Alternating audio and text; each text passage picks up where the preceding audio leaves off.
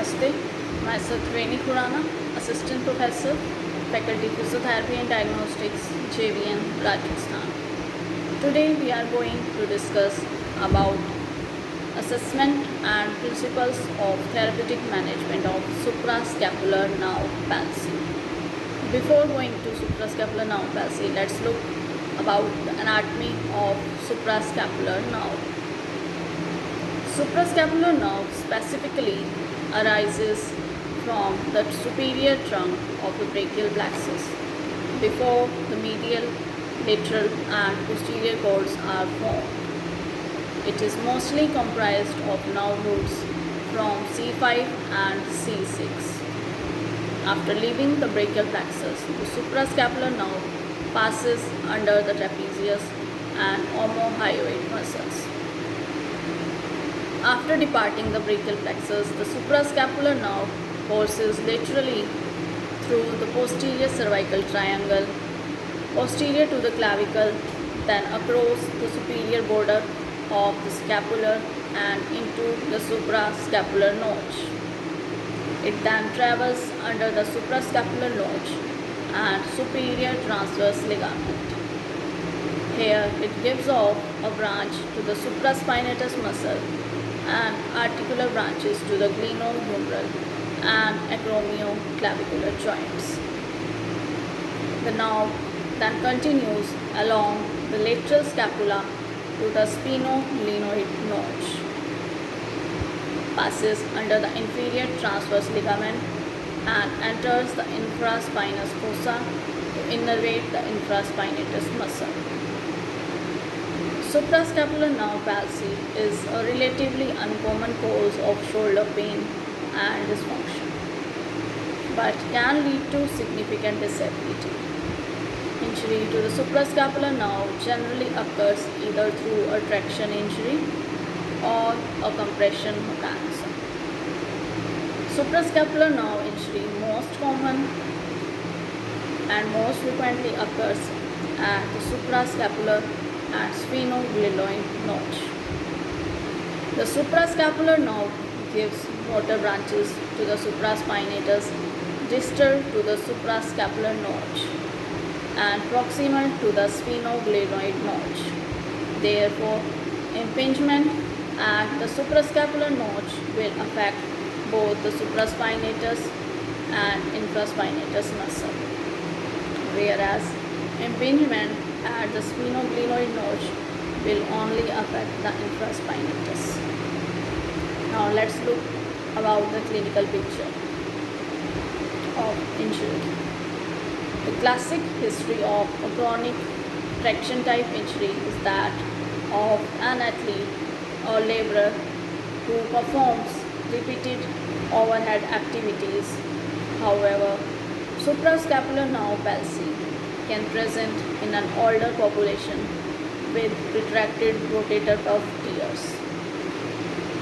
Additionally, patients with compressive lesions such as paralabral or supraglenoid cyst may also demonstrate a suprascapular neuropathy.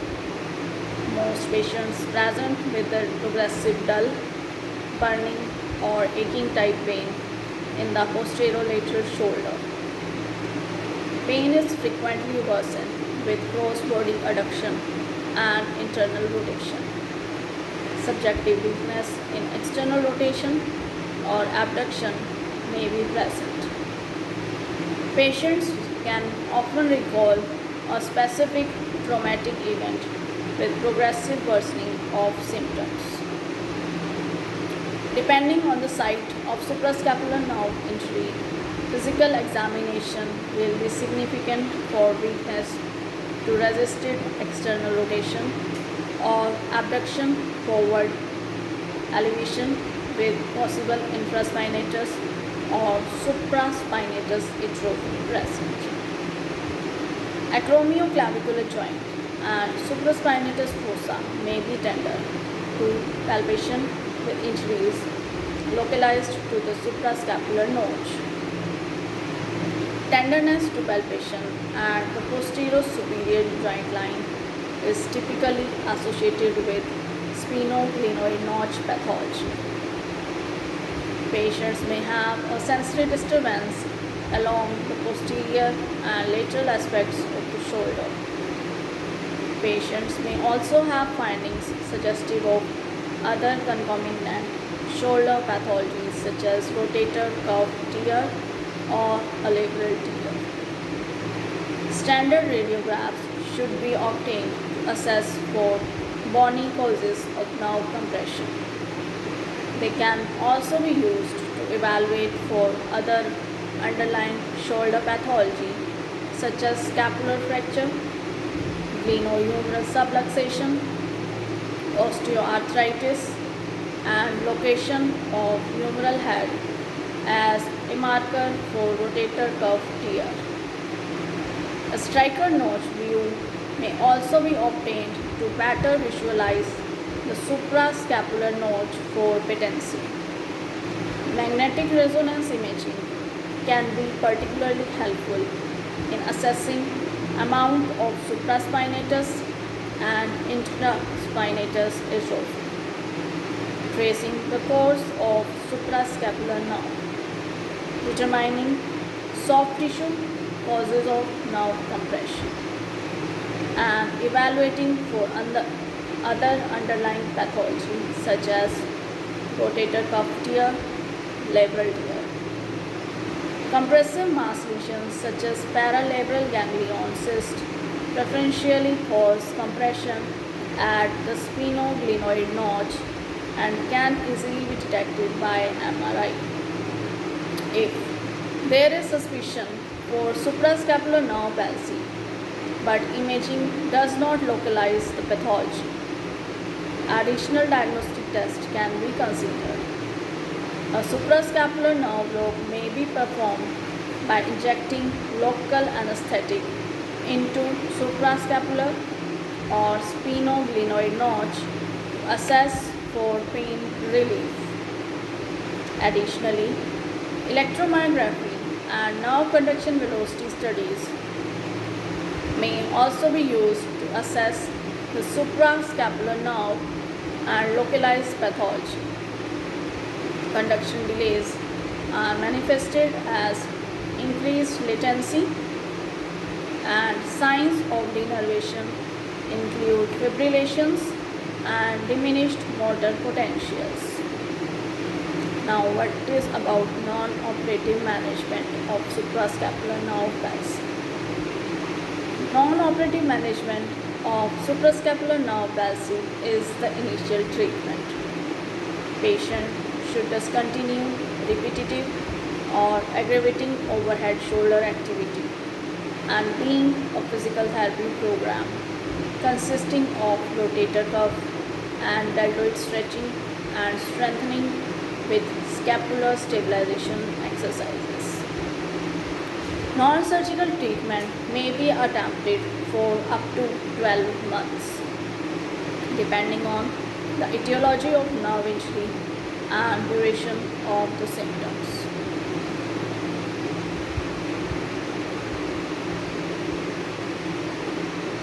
Patients with an overuse or traction type suprascapular nerve injury without a compressive lesion will generally benefit from non-operative management. Patients with a cyst causing neuropathy may undergo a CT or ultrasound guided cyst aspiration, although the recurrence rate is high following this treatment. Now, the indication for surgery. Surgical indications include failed non-operative management, evidence of a mass lesion compressing the suprascapular nerve, significant muscle atrophy, associated massive rotator cuff tears, accompanying shoulder pathology that requires surgical treatment. Patients that have an overuse or traction type injury do not benefit as significantly from surgery as those with compressive type lesions. But surgical approach includes arthroscopic decompression, Arthroscopic decompression of the suprascapular nerve is preferred over the open technique. Arthroscopic technique allows for decreased post-operative pain and faster rehabilitation. Visualization is also improved with an arthroscope. Furthermore, arthroscopy allows for diagnosis and treatment of concomitant shoulder pathology. The patient may be placed in the V chair or lateral decubitus position depending on surgeon's preference. After standard prepping and wrapping, bony landmarks and the course of suprascapular nerve should be marked on the skin. A standard posterior portal is created 2 cm inferior from the posterolateral acromial edge and 1 cm medial from the posterolateral corner of the acromion. Diagnostic arthroscopy is performed at this time to rule out any concomitant shoulder pathology. Next, an anterior portal is made through the rotator interval using an 18-gauge spinal needle for localization. Adequate hemostasis allows for improved visualization. The suprascapular notch can be decompressed through the subacromial space. A lateral portal is created 3 cm lateral to the border of acromion using an 18-gauge spinal needle for localization. The arthroscope is placed through this portal and a shaver is placed through the anterior portal. The subacromial bursa is resected until there is adequate visualization between the acromioclavicular joint and coracoid anteriorly to the scapular spine posteriorly. The coracoclavicular ligaments are identified and a space between the posterior aspect of the conoid ligament and the anterior aspect of the supraspinatus muscle is identified. Next, an accessory portal is created 2 cm medial to the standard navicular portal along a line that bisects the angle formed between the scapular spine and the clavicle. Spinal needle is used to help obtain the correct position. A blunt trocar is advanced to the anterior supraspinatus. Blunt dissection using the trocar is used to sweep away soft tissue and posteriorly retract the supraspinatus. The transverse scapular ligament can be identified by its glistening white fiber and by the position of its lateral fibers which insert at medial base of the coronoid ligament. Suprascapular artery generally courses superior to the transverse scapular ligament. If needed, knee localization can be used to create another superior portal at the standard navicular portal position, which is the junction of scapular spine and posterior aspect of acromioclavicular joint. Now, an elevator can be inserted through this portal to better define the transverse scapular ligament. With the suprascapular nerve protected with a probe or blunt trocar, the transverse scapular ligament is cut as far laterally as possible using arthroscopic scissors. The suprascapular nerve is probed to ensure adequate decompression. An arthroscopic burr may be used to remove any bony structures causing residual compression. Now, the sphenoglenoid notch may be decompressed either through the glenohumeral joint or the subacromial space. Patients with superior labrum anterior posterior, that is SLAP, lesions requiring repair should undergo repair prior to suprascapular nerve decompression. After repair is complete, the arthroscope is placed in the anterior portal to visualize the posterior superior capsule. The superior capsule is incised from the 9 o'clock to the 12 o'clock position by placing shaver through the posterior portal. Posterior band of the inferior glenohumeral ligament should be identified prior to capsular release so that it is not inadvertently damaged. Next, identifying the fibrous raphe between the supraspinatus and infraspinatus provides a useful landmark. It is seen lateral to the sphenoglenoid notch and can be followed medially until the cyst can be visualized on the scapula. The cyst is then decompressed using a shaver. Synovial fluid should be seen and all visible portions of the cystic wall are removed to reduce recurrence risk. If no labral tear is noted on diagnostic arthroscopy, a splenoglenoid notch cyst can be decompressed from the subacromial space. A lateral portal is established and serves as the Green portal. Shaver is introduced from the posterior portal and the subacromial development is performed. Dissection is performed from the scapulospinae, that is medial border, to the posterior glenoid, that is the anterior border. The cyst is often found posterior to the suprascapular nerve within this space and can be localized using MRI and arthroscopic dissection.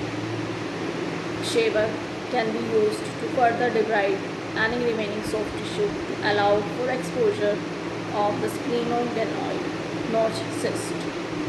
Cyst may be palpable with the tip of the shaver. If it is not, once the cyst is appropriately localized, the shaver can be advanced until the synovial fluid is visible.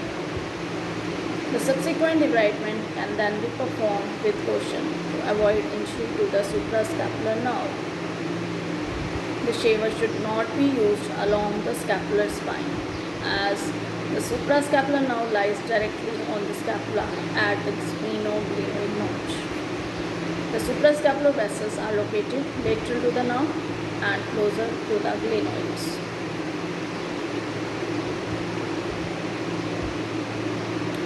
Now the complications related to injury. The major potential complication is damage to the suprascapular nerve and vessels. This can be avoided by appropriate knowledge of anatomy and careful dissection. Another potential complication is incomplete decompression. The suprascapular nerve can be broken around the notch to ensure that there is no further compression or tethering of the nerve. Some patients may have compression at both the suprascapular and the splenoglenoid notches. History, examination and diagnostic studies should be closely identified. Appropriate source of compression. Further recurrence may occur if cyst is not fully decompressed and debride. All portions of the cyst wall should be resected to reduce this risk. Now, what should be the post-op rehab? Post-operatively, the patient's arm is immobilized in a sling for 2 to 3 days, primarily for comfort. Patients are engaged to progress their passive and active range of motion as tolerated. Strengthening program is started when range of motion approaches the contralateral site, which is usually by 2 weeks post-operative. If a patient had concomitant slab repair or rotator cuff repair, patient would follow protocols for those procedures respectively. The goal of strengthening is to enhance compensatory muscles and to regain muscular balance about the shoulder. Using proper posture, including scapular retraction exercises and participating in proprioceptive exercises may be beneficial. Most authors recommend at least 4 to 6 months of non-operative management with follow-up electrodiagnostic testing to determine whether recovery is progressing. There are 2 main focuses of physiotherapy program. These are regain external rotation strength and muscle hypertrophy. And second, protect the shoulder joint from overload due to faulty compensations. Now let's discuss about strengthening external rotation. The length of time in each phase of training is dependent on the cause of neuropathy and patient progress. Alternating isometrics in sitting, usually a doll. Isometric external rotation on the affected arm, which moving unaffected arm through rotation with a TheraBand. This provides a fluctuating resistance on an isometric hold. Progressive external rotation, strengthening one's active range of motion, has been regained. Next, optimizing periscapular muscle control and push-up. After an external rotation strengthening program has been established, try to beam exercises to promote postural awareness and control of glenohumeral joint and scapula. One of the issues patient faces lack of awareness of positioning of humeral head at rest and during movement. Patients present with a forward position and anteriorly rotated humeral head. The exercise above used a TheraBand to provide proprioceptive feedback to the back of the shoulder while the patient actively moves the arm in and out of the flexion at waist height. Once this posture has been learned, patient can progress to a bent over triceps row. Second common functional issue is pain with shoulder elevation, either in abduction or flexion. To investigate a patient's scapular control during flexion, commonly choose to use weight bearing, as this often reveals scapula winging or changes in postural control between left and right sides. The first step is to teach the patient how to plank either in quadruped or a forward kneeling position. Once they are able to position their scapula by pressing away from the floor and bringing ribs to meet scapula, they are able to actively move through a kneeling push-up. As their strength progresses, the patient may be able to progress to a full plank and full push-up position without aggravating their shoulder. Later in rehab, as the patient strengthens their abduction and external rotation above 90 degrees, may choose this prone abduction exercise. Thank you.